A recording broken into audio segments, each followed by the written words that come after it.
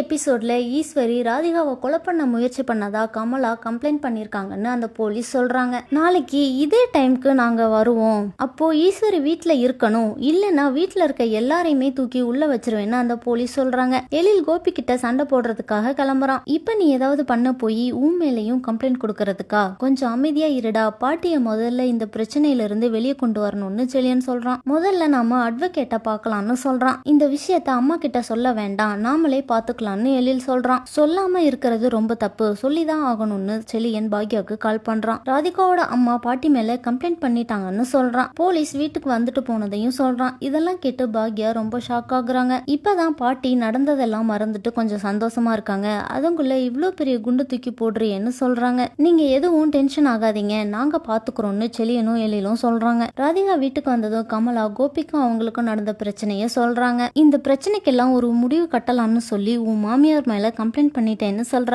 உன் வாழ்க்கைய காப்பாத்த இதான் ஒரே வழின்னு சொல்றாங்க. இவ்ளோ பெரிய விஷயத்தை ஏன் என்கிட்ட சொல்லல, அட்லீஸ்ட் ஒரு போன் பண்ணிருக்கலாம் இல்லன்னு ராதிகா சொல்றாங்க. இதோட பிரச்சனை முடிஞ்சிருச்சுன்னு நினைக்கிறியா, இனிமேதான் பிரச்சனையேன்னு ராதிகா சொல்றாங்க. எதுவா இருந்தாலும் நாமளே பேசிருக்கணும், போலீஸ் ஸ்டேஷன் போனதெல்லாம் ரொம்ப டூ மச்னு ராதிகா சொல்றாங்க. கும்பகோணத்துல இருந்து எல்லாரும் ஊருக்கு கிளம்பிட்டாங்க. பாட்டி எப்படா ஊருக்கு போவோம்னு சொல்லி ரொம்ப ஜாலியா இருக்காங்க. பாக்யா மட்டும் நடந்ததெல்லாம் நினைச்சு ரொம்ப கவலையா இருக்காங்க. என்ன நடக்க போகுதுன்னு நாளைக்கு எபிசோட்ல பார்க்கலாம்.